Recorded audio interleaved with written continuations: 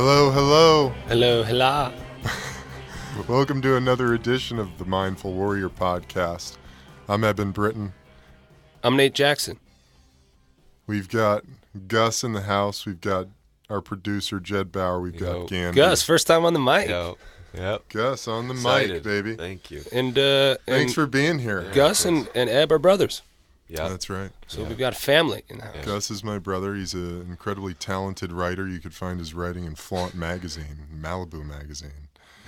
Very exciting. Very exciting It's for good, the young fella. fun. Hey, yesterday was my birthday too. So Shout out to Gus. Happy Happy birthday, Gus. yeah. How old? Interesting. Leo, 27. Nice. It's beautiful. 27-year-old Leo from the Bronx. Or Brooklyn. Brooklyn, baby. Yeah, not the Bronx. Ow! I don't know the difference. With That's the- funny. I grew up in California. I don't know the difference between Brooklyn and the Bronx. Yeah, no, it's all same. good. Or how you become a Yankees fan or a Mets fan. Yeah. That's an interesting. Yeah, it's crazy. It's based on where you Mets, were born? Mets, I think, is usually like Queens. If you're from Queens, Yeah. you're just a Maybe Mets. some people in the city. Yeah. I was always a Yankees fan. Always been a Yankees fan. I'm kind of turning into a Dodgers fan, though. You know, I think that it's cool. I brought this up to my wife and daughter. They looked at me like I was nuts. But the Dodgers, originating in Brooklyn, moved to Los Angeles, much like Gus and I, about 19 years ago. Wow. Yeah. Grew up in Brooklyn and lived there till I was 10. And Mom decided to move us out to old L.A., out west. Old L.A. Love it. Hey, Yeah. out west. I mean, true west. You gotta. Yeah. I just wanted to say, Sam Shepard passed. Yeah. Sam Shepard passed. Great playwright, actor. Anyway, here we are. Fucking, episode number 7 now. 7. Exciting. Yeah. Exciting. And really, I brought this up to Nate that I wanted to kind of dive into his writing and how he came out of his football career. And really, I wanted to kick that off with some readings from Nate's first book, Slow Getting Up, which if you have a chance, guys, you got to check it out. It's the real deal. This is the first time I've seen this book opened, in years, man. I love it. I love that. It's trippy. I feel like you're opening up a picture album of when I was in middle school or something. Let's see what embarrassing photos. Here we go. You ready for this? I ready. want to start it with 2 quotes that you selected that you obviously felt were pretty important. The first one: "Why did football bring me so to life? I can't say precisely. Part of it was my feeling that football was an island of directness in a world of circumspection. In football, a man was asked to do a difficult and brutal job, and he either did it or got out. There was nothing rhetorical or vague about it. I chose to believe that it was not unlike the jobs which all men in some sunnier past had been called upon to do. It smacked of something old, something traditional, something unclouded by legerdemain and subterfuge. Legerdemain and subterfuge. It had that kind of power over me, drawing me back with the force of something known, scarcely remembered, elusive as integrity. Perhaps it was no more than the force of a forgotten childhood. Whatever it was, I gave myself up utterly. The recompense I gained was the feeling of being alive." Frederick Exley. And then this: Oh, excellent. "Football is fun." Jake Plummer. Yeah. Love it. That really struck me when I read your book. I was like, you found obviously the 2 opposites of descriptions of the game, both of which I think are very profound. Jake Plummer's, that is really the essence of it. It's like when you distill it all down, it's like, what are we doing out there, man? It's fun to fucking be out there and be physical and play this game where we throw this ball through the fucking air and make plays, and it's heroic, right? Right. I mean, and then there's this other thing, this more deep sort of intense relationship that I think I really relate to that first quote in this weird way. I don't even know what legerdemain and subterfuge. Yeah, what does that mean? I mean, Nate? those are. What's legerdemain? Well, the legerdemain limbs of the body and the Get the arms fuck outta here. are the secondary limbs. You're No, fucking just kidding. dick. Legerdemain, man. I don't know what that means. I But, used to know. Do you agree? Like, subterfuge why is did you like- choose? Did you choose those? You or know did what? Someone else. It was kind of like I did. I mean, everywhere, like in the middle of the book, that's what I wrote, and on the outskirts of the book, the pages that aren't part of the content, those were all kind of shaped by other people. Those quotes, I didn't find those quotes. I approved them. I said, yeah, those are good. I like those. Really? Interesting. Yeah. Really? That part of my process was not Here finding we quotes for the beginning. Jed just pulled up. Our, Skillful use of one's hands when Legerdemain. performing conjuring tricks. Interesting. Was that from? That was from a fan's notes. Exactly. Yeah. Have Did you read that? Yeah, I did. Oh, I read At the a little recommendation of my editor, David Hershey, still a good buddy of mine, and he edited both of my books. bit. Who's the publisher? HarperCollins. Yeah. Of a fan's notes, I'm not sure. I'm not sure if they published. No, it. yeah. So but- that this dude Frederick Exley, Yeah. he's a fan. Yeah, he was a writer, like diehard fan, hardcore alcoholic. Dude, it's a very depressing book. I mean, he ends up in the nut house, and his one thing is the Jets. Football? Yeah. Wow. And he has this obsession with it, and he, everything else is fucked. That's So fucking everything rides wild. on, but it's really well written, and that's cool. I Interesting. mean, that's cool. But Yeah. but that What did I mean, you the think title of the quote? page. What did you think of the quote? I thought it was a little more like a little more. I don't know. It's hard to describe. Maybe a little more grand than the way I look at football. Yeah. They gave it too much poetry. A little too much of a fucking symphonic overtone there. Yeah. I do feel like those things in certain ways, but kind of not to the point that man does. Yeah. For sure. And Well, and you originally ended up in football a- was fun. I mean, football is fun. Yeah. Like in the moment of the play. Yeah. But as soon as the ball drops, or as soon as the whistle blows, then everyone else just fucking. Yeah. And anyway, That's interesting. but as a kid, football's fun. It is. In college, football is super fun. When you play in the NFL on days when you play games and you win, that's really fun. That's fun. And sometimes practices can even be fun. Sure. And it's fun to fuck around with your buddies in the locker room, and it's fun to go on these trips, and it's fun to get a lot of money. Yeah. Did there's you a- start in high school, Nate? Yeah, You started playing in high school. yeah, freshman year. Yeah. That's all true. Yeah, But here we go. sorry. Moving on. Back to the book. Back to the book. Prologue. Goodbye, dude. 2008. Blank screen. I hear the sound of children playing, and I can feel the wind. I hear it rustling through the autumn leaves. I smell the wet dirt and the long grass. There's an iron taste in my mouth. This is where I belong. Mom, tell me when it's time. Don't move, Nate. They're going to a TV timeout. Just relax. That's Greek, our trainer. It's Thursday night in November 2008, and we're playing a nationally televised game in Cleveland. I'm a tight end for the Denver Broncos. I'm sure that above me, the hit is being replayed over and again in slow motion.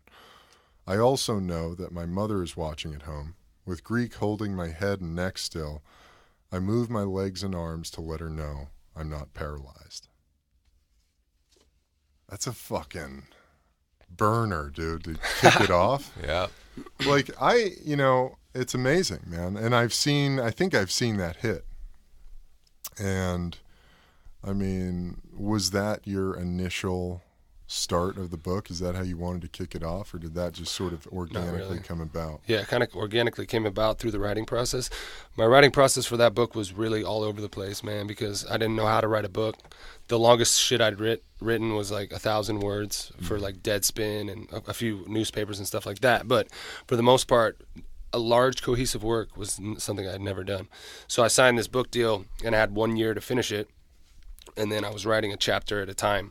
But it started off, the chapters I was writing were themed, and so I'd be like injuries, and I'd write this long injury thing, and then I'd be like, games, or like game day, long game day thing, road games. I had all these ideas, but then I submitted all these chapters towards the end of this first year, and it was just too jumbled, and so they actually extended it 1 more year to write it, and that's when I kind of started writing it.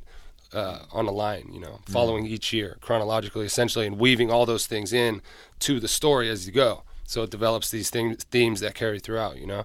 And but originally the first paragraph was like this, like kind of grand, like kind of, I don't know, I forget what it was, but anyway, it ended up getting chopped, and it was like, let's start it right here, you know. I think it's a great start. And that was credit to Barry Harbaugh, another editor, who kind of, me, Barry, and David all kind of edited this thing together. Barry was David's assistant. David was a couple years from retiring. They both worked at HarperCollins in New York. Huge stoners. Weed guys. Yeah, I mean, they're down with it, you know. And so they gravitated towards the perspective, I guess. And we worked really well together. But anyway, like I needed another year to make it make sense, and I figured that starting at the end or near the end and then backtracking and then going from there was a good way to go. I think the flow is great. So did you write throughout your career, or was this all like from memory? How did that go about? I did, like, for a couple years. So when I went to NFL Europe, my second or after my rookie year on practice squad, they asked me to do like a weekly journal for the Bronco website about my experience in Europe. They do that with guys in the past, and I was like, hell yeah! And I just wrote these, like, I really took it, you know, very seriously. And I wrote these grand things, not grand, but just like a little overwritten for sure. But I was really enjoying it. And they seemed to like it. So when I came back and made the team, I ended up having that kind of column for 2 or 3 more years. And it just kind of sharpened it. But I had to be very company guy-esque. Yeah. I couldn't show the other side of the coin. Right. It was like, we lost, but you know what? We're working hard. We're going to be back there in no time, and you guys wait, you know. There was a lot of that. That was while you were playing? While I was playing, yeah. And in that process, you kind of realized, I want to write a book. No, it wasn't until, like, so this guy named Stefan Fatsis, he's a writer, and he was actually kind of my writing mentor that brought me into the writing world.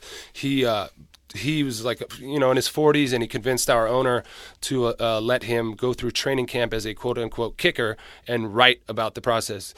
Paper Lions was written by, you know, George Plimpton. Yeah. Same concept, but as a kicker. So he came in, and we became buddies, and he came to me for, you know, some writerly kind of, because I'd been writing, you know, and he knew that, and so we struck up a friendship. And then he wrote his book about the Broncos and about that whole training camp experience, sent it to me to look at. And when I was reading his book is when I realized I can write a book, you know. That's cool. Yeah. And then a couple years later, my career was over. And then I started writing these smaller pieces, 1,000 words, 800 words. And he was the one who helped me direct it. Like, I'd send it to him first. He'd be like, this is, you know, based on the content, the style, send it here, send it there. Send it to the New York Times. I got a couple published by the New York Times because, you know, there's always NFL things in the news. Yeah. And if you can offer sort of a little contrarian or a different take on something that everyone's like going about, then they'll listen to you. Or a peek behind the veil. Right. They'll listen at least, you know. So it's the style that you got to sharpen. But even the editorial department in places like New York Times really pare down whatever you send anyway. I mean, it's very much chopped and fucking filleted. By the time it makes it onto the paper, it's not what it looked like. Chopped and screwed for shout. It ain't what it looked like after, you know, once they get their hands on it. But that's just part of the deal. Right. Interesting. Yeah.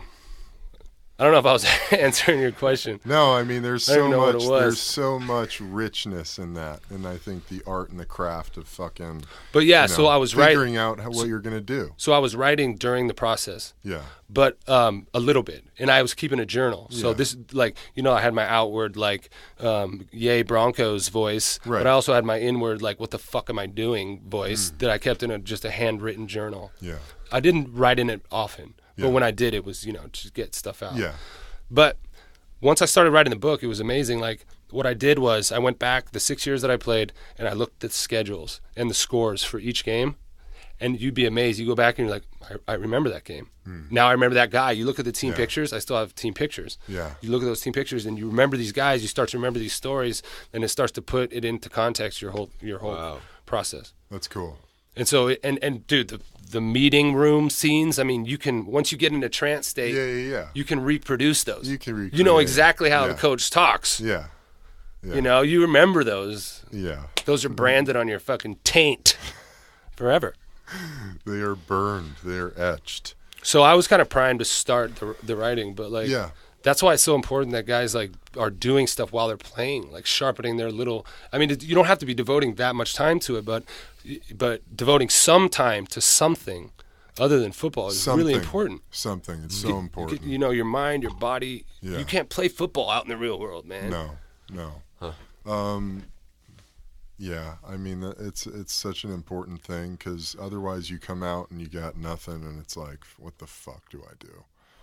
You know, I always thought I was going to be a writer. So I kind of approached my football career that way, like, oh, I'm going to have writing when I'm done. You know, I majored in creative writing at Arizona, it's still been a struggle, the transition out of that life, you know. And you're only 2 years out, right? Yeah, It's going to take some time. Yeah. It's I mean, I think it's about 5 years until you like finally feel completely of the world. Yeah. You know, when I kind of want to talk about, you know, when you decided you were done. You know, like, how did that go? Done playing? Yeah, when you were done playing, what was that like? I know that yours was a little bit unique, and it's in the book. I mean, we could jump to it. I just think that, you know, getting to that is important here. Yeah, well, when I left the Broncos, I was 29 years old, and I was pretty much injured. My hamstring was in really bad shape. It had actually torn off the bone the previous season. I ended the season on injured reserve. They used PRP on it.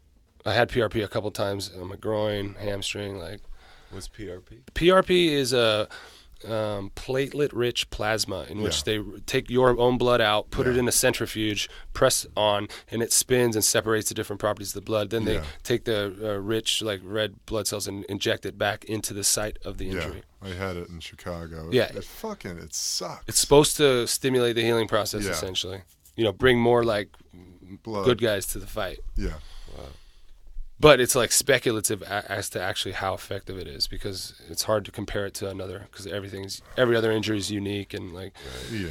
So anyway, I left, and my hamstring was kind of a mess, and then I got cut. Shanahan got fired, and they brought in a new coach. I got cut, and so that I was still training, but that my hamstring just wanted to fucking explode. But I was like pushing through it anyway. You know, my core was so good, like strong and everything else, and I was running on the track, like having a track coach try to correct my stride. It was bad, but I was able to open it up enough and like to go on these workouts. And so I started getting called for workouts in the summer and training camp once guys started getting hurt. So I did one in Philly, flew out for a workout, did one for New Orleans, and then for Cleveland. Yeah. All these, you get the call the night before. You're on a flight. Sometimes that day, middle seat. You land. Yeah. Sometimes it's a red-eye flight. They take you straight to the field for a workout. Then I'm back on the plane, sitting down like, what the fuck All right, just man. happened? Well, we'll be in touch with your agent. Yeah. Peace. Oh, man. And one time there was 4 of us, and then like I had a really good workout. Everyone else was young. I was a veteran. I was like, you know, catching everything and stuff. And then the van, they told us that they're not going to sign anybody. And then we all get in this van, and we're all basically driving Bummed out. Yeah, but then the guy gets a call. The driver's like, yep, yeah, he's here. All right, we'll turn around.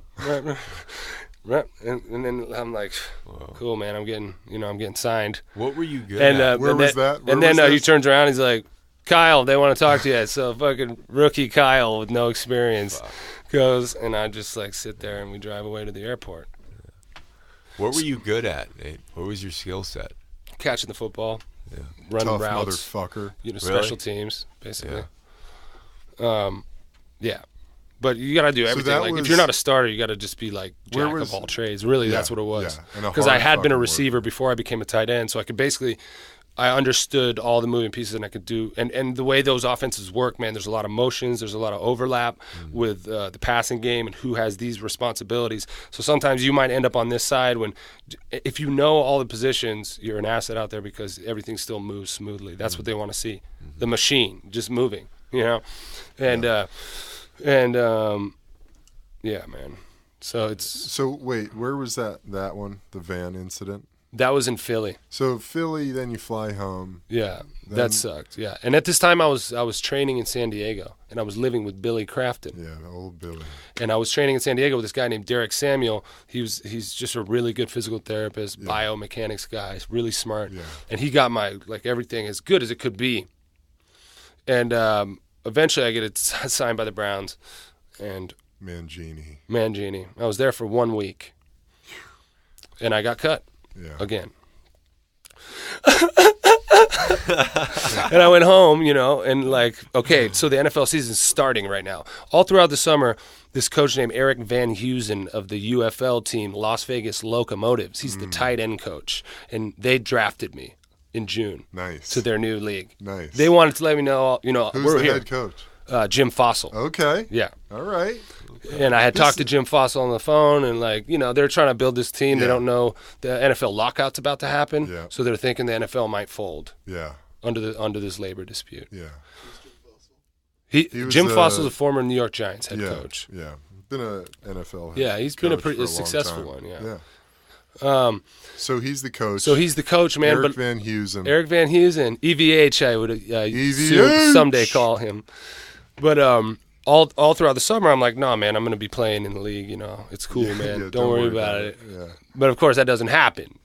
But we never believed that it might not. You know? That's why we got the same thing that made us awesome on the way in makes it hard on the way out. So crazy. Yeah. Because you don't listen to shit. You're the best. Yeah. That's psychology, man. Yeah.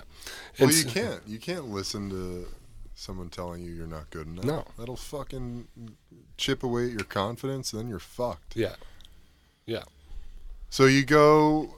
So I basically, the season started and UFL was starting, and so I said, all right, let's do this. I mean, Stay in What's shape. UFL? yeah, UFL was the United Football Oh, League. okay.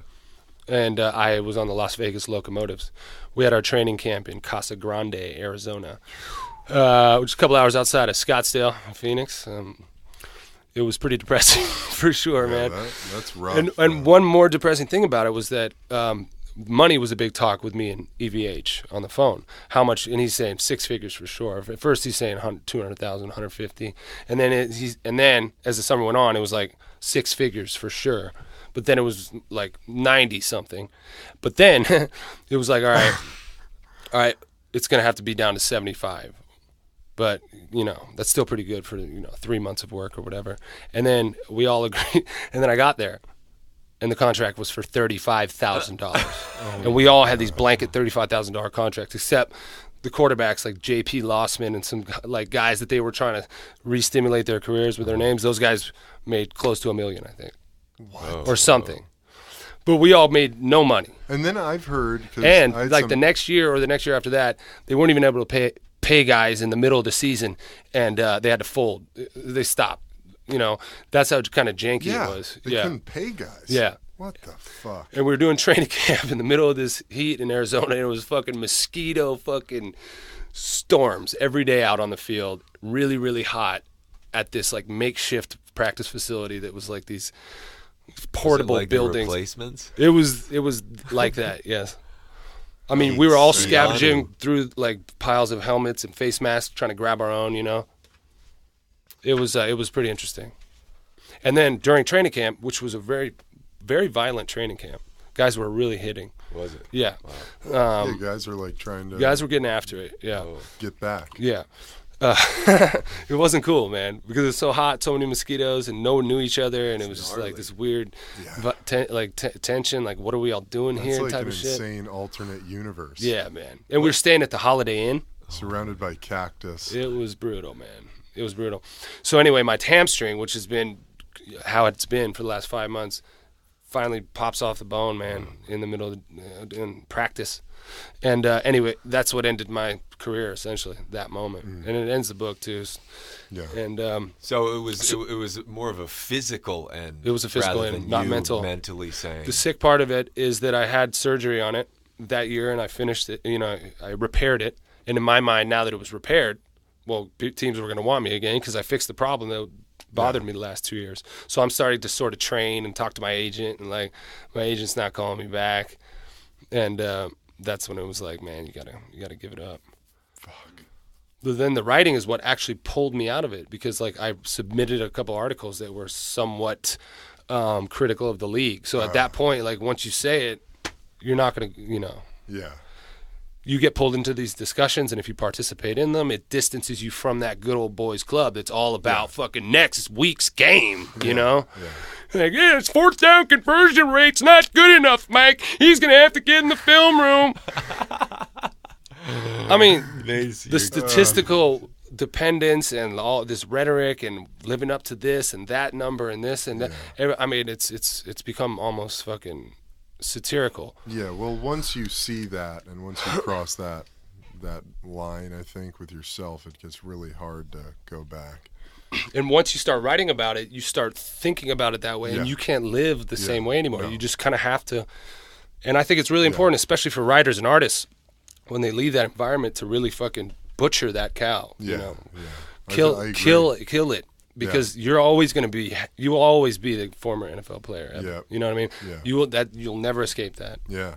And so, what else is there? There's a ton, and we just have to show them that. Yeah. Yeah. But the writing, that's what helped me just distance myself from that experience. Yeah. And I think it helped with like the PTSD element of it. Sure. Yeah. A distance from the person, like the personal feeling about it. Yeah. I don't know. Getting it out on the page, getting it out of you. Yeah. And I love to write. Like, it just feels good to express these things. Yeah. Where was that first piece published? Deadspin, I think. Oh, okay. Yeah. And then you kind of. I wrote a piece about so like some really attractive female Mexican reporter had gone into a New York Jets locker room the week of the Super Bowl or something like that, and Mark Sanchez or some people were acting very inappropriately around her. Oh yeah. Objectifying her. Something went down. Yeah. And I wrote a piece about how just like football players are like horny animals cooped up, in a pen just with other dudes, and like they don't know what to do when a woman comes around. Essentially. Yeah. They just snort and like throw their poop. Yeah. Because that's really what happens. Football players are just poorly socialized individuals. Not great communication skills. Awful. Yeah. And it's intentionally kept from them. Like, it's not that we're not smart enough to learn the words. We just are taught a specific language that doesn't allow us any upward mobility, like as far as socially, professionally, or anything like that. Like, people say football players are dumb a lot. Man, come on, man. But hey, like if you're the right tackle, okay, what's your protection on Fox 200 solid? What? I mean, you're dumb too. You know what I mean? You don't know that language. You're dumb. Yeah. See? Fucking idiot, Gus. Yeah. Photographers are idiots, man. Writers are stupid. Yeah. You don't know. Football players are taught a fucking crazy language that like is so specific to what they do that all we can give them are X's and O's. Exactly. And then a code. He talks in X's and O's, like XX, O, X, X. I need you to run down to the 22-yard line. Well, where did that idea come from? What idea? That football players are stupid.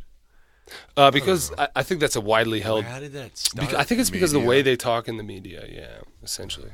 And it's the way that the interviews go. And a lot of that's the media's fault because the questions don't really stimulate a lot of thought, from you. Right. It's usually like, Gus, tell me how great it was when you got out of the car this morning and you saw that beautiful woman standing in front of you. Yeah, how great was it? So you have to say really great or great or whatever. It was cool. Right, what are you, stupid? It's just like, man, they ask him really weird questions, like fanboy questions, to confirm their own obsession with the game. And so players have to play along with that shit. Back to the book.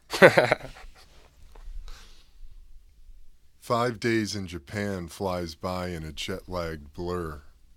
Coach Mariucci gives us a good amount of time to ourselves, time we spend wandering the streets of Osaka, frightening the locals. Eminem blasts from storefront speakers, adolescent Japanese girls sing along, unaware of what they're describing.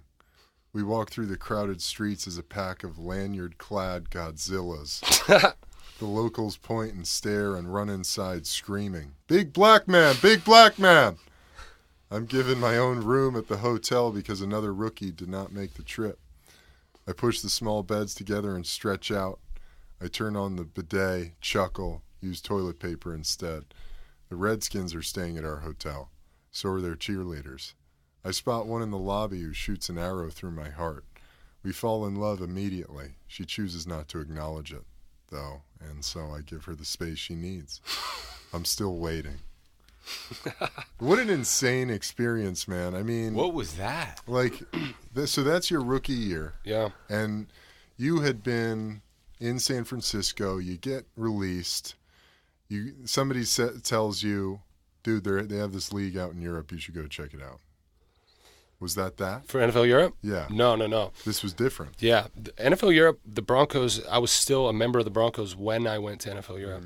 A lot of times they would send, like, young guys who just spent a year on a practice squad, and it's called allocated. You are allocated by the Broncos to this NFL Europe league and team. I was on the Rhine Fire. So that happened after that, like a year later. After This Japanese deal? No. This one was when I was with the Niners. Yeah, before that. And we just had a preseason game in Osaka. Preseason game in that's insane. Yeah, it was really cool. Who'd you play?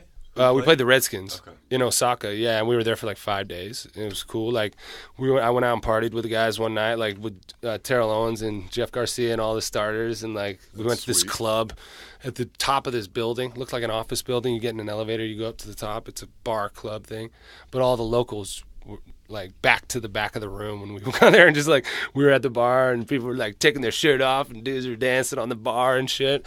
And all the Japanese patrons were just in the back of the club just standing there watching us. It's like mystified. Yeah, just completely just watching a movie. Wow. It was pretty cool, all but pretty awkward.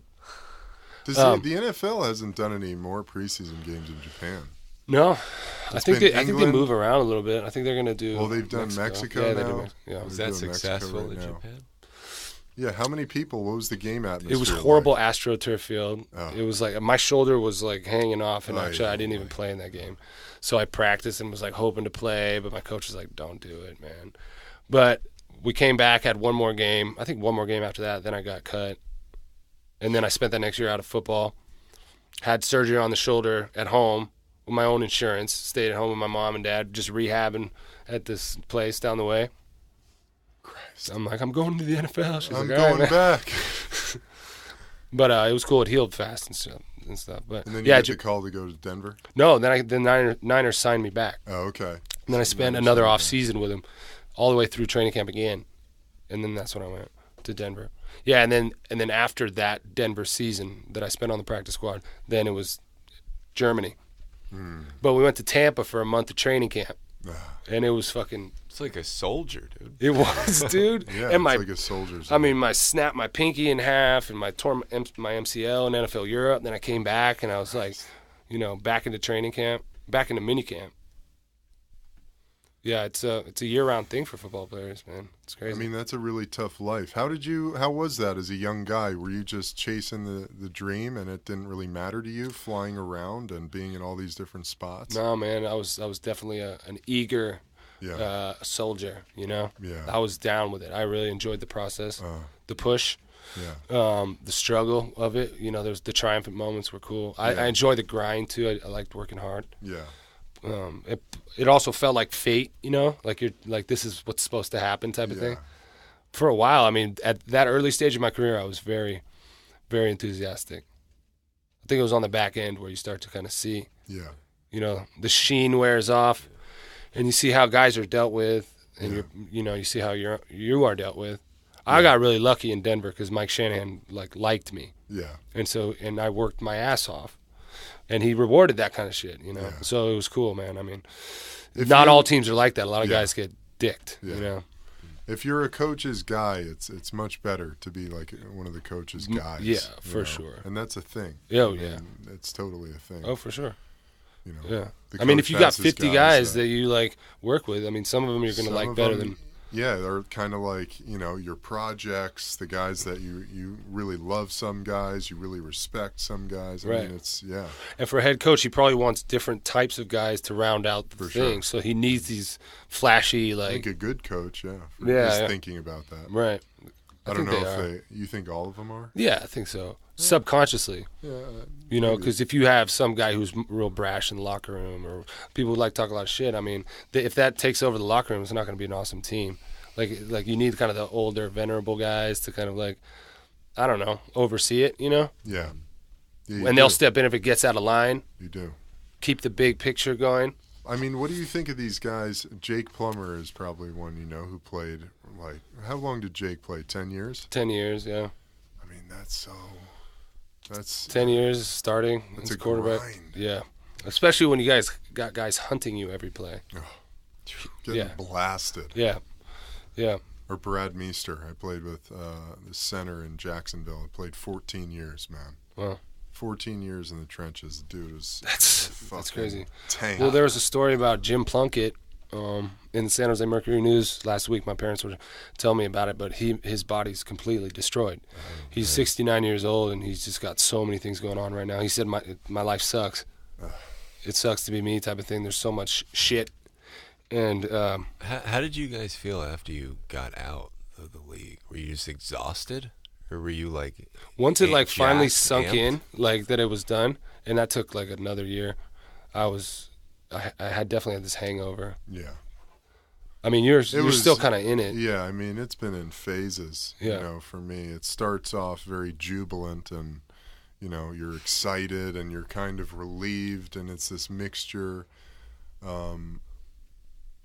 because you're released from this thing. You know, I made that, you know, I didn't want to put myself in a position where I was like, you know, 2 months from now, I'm going to be regretting this, wishing I was on a team somewhere, you know, and that was just not where I was. I got to a point where, I mean, I was getting calls. When we moved back, when Brittany and I moved back to Pasadena or back to L.A., you know, made that decision from Chicago, you know, I was getting calls. I got called up from Atlanta and Buffalo, and I was just like, man, I can't even bring myself to get on a fucking plane. It's not worth the trip to the airport. You know, I'm done with it. Yeah. I don't want to do this anymore.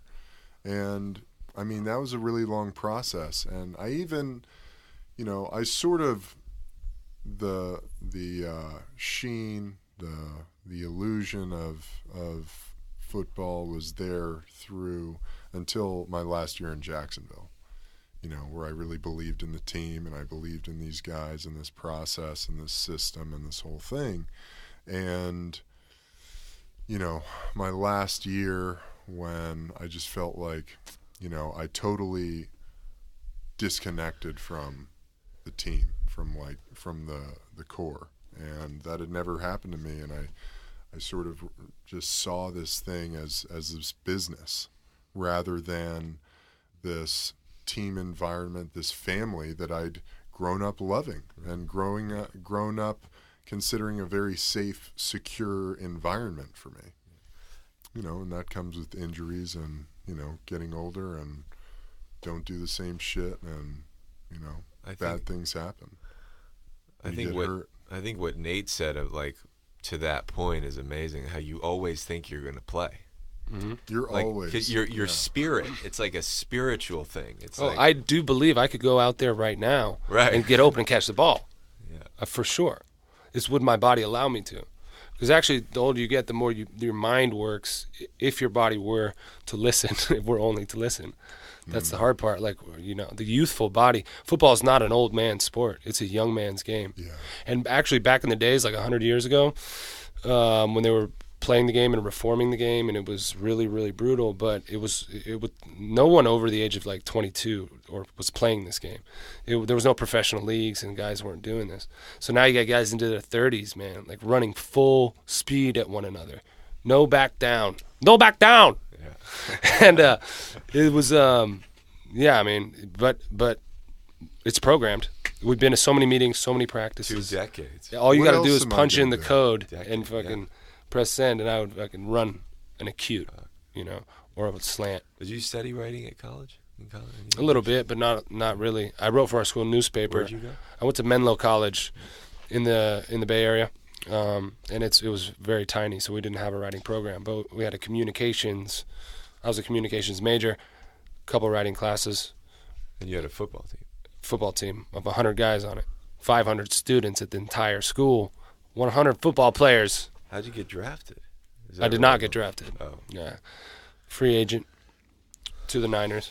Wow. Yeah. Amazing. So you come out of the league. Came out of the league. You're writing. And when I got the book deal was cool because based on the articles that I was writing, I started getting contacted by agents and publishers. Like, have you thought about writing a book, or does anyone represent you? Stuff like that. It's awesome they were coming to you. Yeah, I mean, it wasn't like a flood, but it was like started to be like 1, 2, 3. Okay, this is something I need to think about. So I called Stefan and he kind of asked him what was up, what the process was. He put me in contact with a couple more agents of his that he knew that he thought I might like.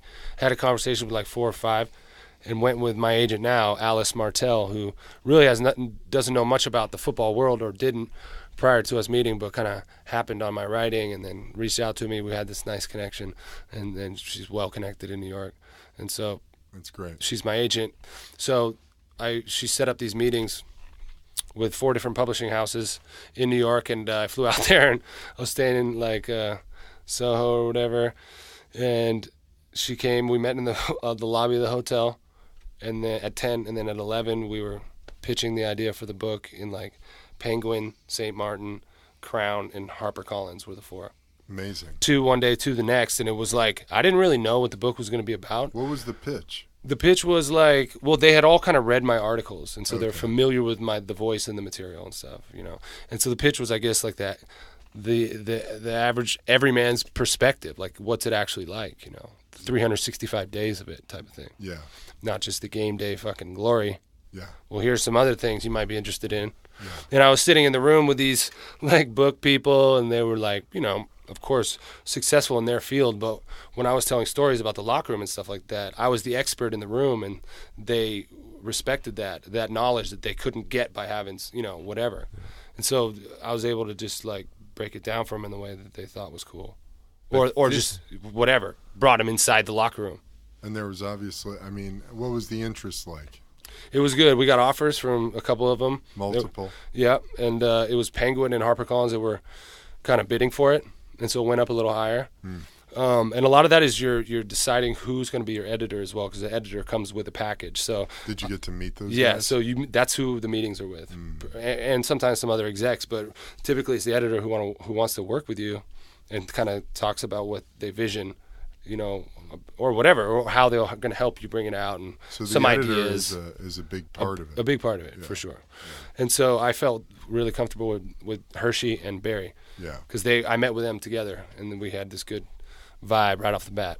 That's awesome. But the other guy on the Penguin side was Stefan, my writing mentor's, his editor, who he loved, his longtime editor, who edited his most successful book, and who he connected me with and wanted me to work with him. How far out of the league is this? Like, how long? This is like 2011, like the beginning of 2011. So you ended in 2009? Yeah. 2009 was when I was trying to play with the UFL, and I had my surgery. And then 2010, I was thinking maybe it's going to happen. And then it was like nothing, crickets, you know. Yeah. So that's when I started moving on and writing those pieces at the beginning of that 2010 season. And then it was like February when I started having those meetings. That's pretty fast. Yeah. That's cool. And you were hitting, I think you were hitting very, you know, necessary that notes. That season, yeah, exactly. Know. Yeah. So in that time, are you getting into the cannabis thing at all?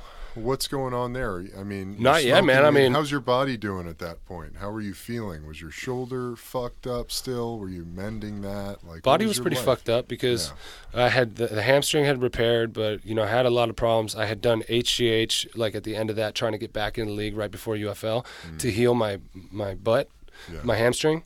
So I was kind of like juiced up in a way. You know, I was like a little too big for myself. I was breaking out in hives that summer when I was working out. Like they would fucking up my face, and like I was like Dr. Jekyll, Mr. Hyde in the weight room. You know, like it boils on my face. Like it was bad. Nuts. Yeah, dude. So my body was like really like stop. Turmoil. Yeah. That's enough. Yeah.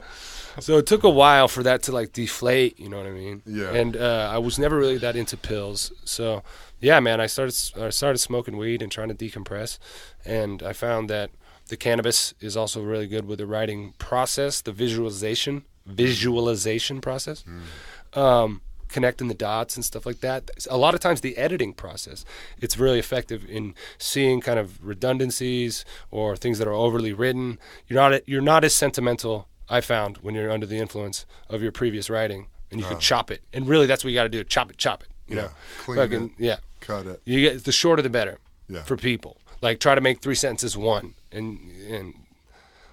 but it's really hard to do that, and that's why editors are really important, because sometimes you fall in love with this paragraph that you think is real cute, but really the right thing to do is to cut it out. The whole entire paragraph doesn't need to be there. But you spent this moment, right, writing it, and it felt so good, and you're like, oh, I'm so clever! And you're like, if only someone read this paragraph, man, like the world, it would be like world peace. You know what I mean? If everyone read this. But really, that's not the case. So, so it's like kill your darlings. What would you say? What would you say to the young writers out there? Like, have a friend read your shit. Find somebody you trust who's on your level to read and edit your stuff. Give you some pointers. Yeah, or start a blog or whatever. Like, try to start a blog. I don't know. Like, for a young writer to get your stuff out there. 2017. Do those exist these days? Yeah, I think so. Or you could do like Instagram. Young writers? Yeah. But no, what I would say is to improve as a writer, I would say you just got to fucking write a lot. And you got to write in a way that's like develops your style to mirror your own personality. You want your writing to feel like you. Yeah. Like you when you're lost telling someone a story, your form of communication, the way you transfer your knowledge, try to write like that. Don't talk like that, but try to write like that. And so write by yourself a lot for nobody. Don't send some stuff to people. Just write just to flush it. What's your writing regimen? You write every day? I try to. Yeah. I got a lot of like pots boiling at once, a lot of different things, projects I'm working on, or like writing ideas that I'm trying to put together. And so and a lot of times I'll just kind of see which one I'm feeling that day and kind of put some mind to that. The last couple of days I've been working on specific pieces like I submitted one to the LA Times about the marijuana, the NFLPA and the NFL possibly studying weed together. Yeah. But it was really a big picture thing about the weed and the pills and the whole thing.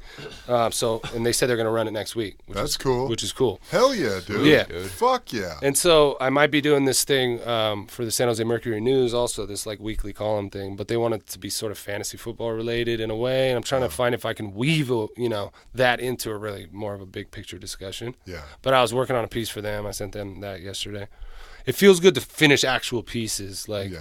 Then it keeps you like feeling not so horrible about all these just half-finished manuscripts, which can be daunting for a writer, especially on a computer when they're like in front of you, like all those on the screen, right? Yeah. And which is where I keep them, like a fucking crackhead. Yeah, well, but I like to see them right in front of me. Yeah.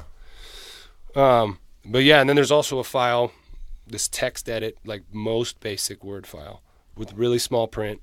And that's where I just kind of meditate, right? I mean, this is really like lucid writing, where you're like just writing words and the letters and the sounds. It's really a lot of times about sounds, rhythm, and rhyme. And it's like it crawls across the page. You kind of don't even see it moving, but it's just the inner monologue or whatever, a poem or something. And that's how I developed my voice writing, was these files, just pushing it out that way. And it started to feel more conversational, more like myself. Yeah. And then, of course, that's not going to be perfect like that, but you'll have some wonderful content there that you can then go back, trim, tighten up, add punctuation, cut out anything. But you have some really good shit there. Yeah. So that's how I would recommend a writer, just become more comfortable doing it, man. Right. I think that's really important, because many times I think you can stunt yourself or halt your movement as an artist or a writer if you're thinking that first time the pen touches the paper or the first keys you hit on the computer, if it's not perfect, it's like, why the fuck am I doing it? But in reality, it's like that initial stuff is never going to be the best. You've got to fucking work it and throw it out there and throw paint on the wall and get it, get your consciousness firing, get your mind firing. Some people say you have to write 1 million words before you're like really yourself, your voice, going. Yeah, that makes sense. I mean, it takes a ton of time. Hey, do it, man. Start to carve it out. Maybe it's 30 minutes. Maybe it's just a paragraph. Yeah, you'll start to see these cool things add up. Yeah. A lot of the stuff I sent you guys was just from that. I mean, I'm not writing that for audience. I'm just trying to get it out. Yeah. And then it ends up being suitable for an audience. Yeah. Because when you're not self-consciously writing, it's actually a more appealing writing style to read. If I'm preparing an article for the New York Times, I'm thinking all this weird shit about what they're going to think and how to tighten it and what they'll approve and what they won't. Yeah. And it really, that's interesting. Yeah, it has a tendency of neutering your writing in a lot of ways. Yeah, and your creativity. Yeah, which is, as a football player, they're always trying to do that to us out in the real world. Yeah. Because we don't know any better. We don't know how to talk about money. They think we're rich anyway. We don't really understand the language of commerce very well. So it's difficult for players to succeed after there, because especially in the artistic world, creative world, I mean. Yeah. I think it's that you have to make.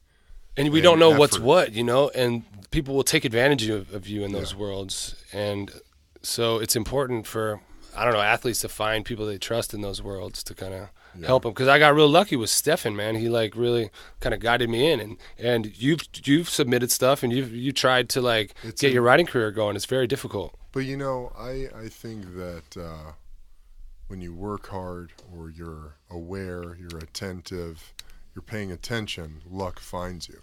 That shit just doesn't pop up. It doesn't just happen. You don't just figure out what you're going to do. You have to fucking go, and it's going to be a struggle. It's going to be ugly. It's going to not look great at first. But, man, I think that, one of the things as an athlete that's really important to remember is you've got to be, very aware and have your eyes open about everything, because, like Nate, you just said, we come out of it, we don't have these practical skills. We really don't. As crazy as that fucking sounds, people go, what are you talking about, man? You've been living in the world. That's a ridiculous thing to say, but it's true. You carve out these grooves for so long, and that's your operating system. That's how you function. You come out into the real world, you think it's going to be fucking easy, and it's not. And you have to really apply yourself, and it's going to take some time, but I think you really find some cool shit. And you find out a lot of cool shit about yourself when you do that, and you're willing to do that. Absolutely. Jed, how are we on time? 50 minutes. 50 mins. You could probably cut it. Yeah, we could cut it. I mean, that was fun. That was great, man. Awesome. Love you your can edit. writing. You can edit it, that part. Love your writing. Thanks, great. man. Yeah. Thanks.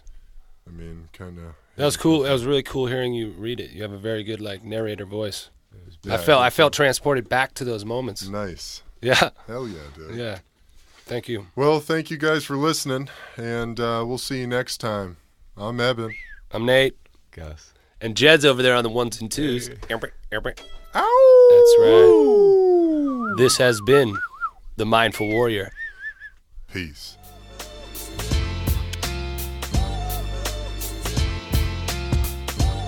Thanks for listening to the Mindful Warrior podcast, brought to you by Athletes for Care, a health and wellness resource for athletes of all ages. Don't miss out on Nate's books, Slow Getting Up and Fantasy Man. Be sure to check out BringTheHurt.com, a pain advocacy platform dedicated to alternative healing practices. Visit BeTrueOrganics.com for all of your CBD needs. Use promo code BRITAIN, all caps 10, for a 10% off discount.